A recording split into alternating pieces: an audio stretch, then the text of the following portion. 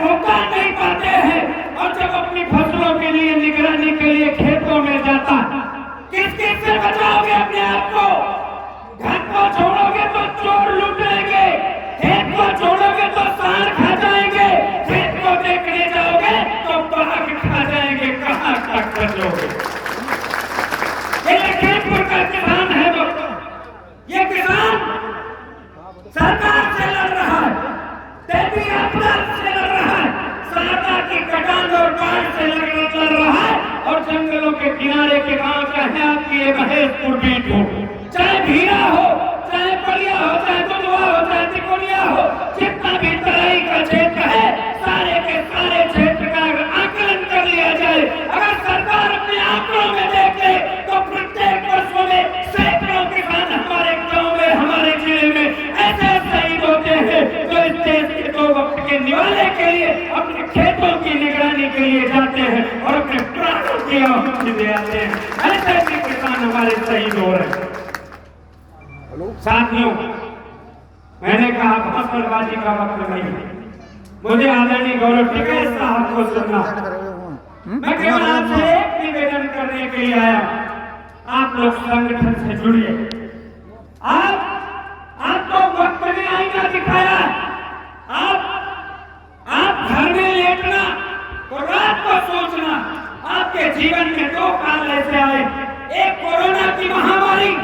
जिसमें भी आपने देश को बचाने का काम किया, जब देश के सारे नेता, उद्योगपति, पूंजीपति, बड़े बड़े किसानों के रहनुमा अपने घरों में दुबक कर बैठ गए थे, उस समय भी आपने अपने प्राणों की परवाह न करते हुए अपने खेत में अनाज पैदा करके भारत के लोगों को 2 वक्त का निवाला दिया। अगर उस समय आप वो निवाले न देते तो मैं दावे के साथ में कह सकता हूँ, कोरोना से मरने वाले लोगों की सरकार गणना कर लेगी, लेकिन भुखमरी से मरने वाले लोगों की गणना कोई भी मई काल हिंदुस्तान में कर नहीं पाता। लेकिन आपको क्या मिला? किसी को कोरोना योद्धा से नवाजा गया, किसी को कोरोना के वीर से नवाजा गया, और कोरोना का कहर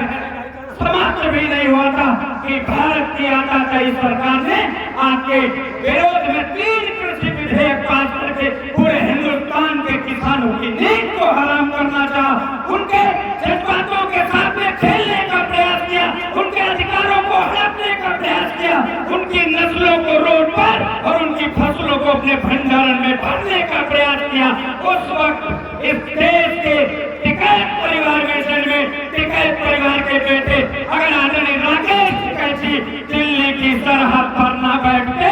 तो आज देश का किसान पूरी तरह से लुट चुका होता और मिट चुका होता। वो ताकत है आपके संगठन की, वो ताकत है आपकी बैनर की, वो परिश्रम है पूज्य बाबा टिकैत का, वो त्याग है पूज्य बाबा टिकैत का कि देश की सबसे बड़ी तानाशाही का जिसके आगे कोई बोलना नहीं चाहता,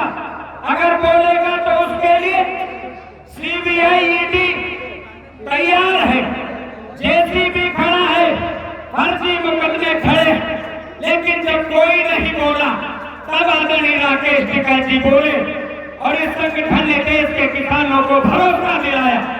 आपके अंदर के जमीन को जगाया, आपके अंदर के किसान को जगाया और आपके बलबूते पर देश की सरकारों को चेताया और कहा कि जमाना मौन हो जाए।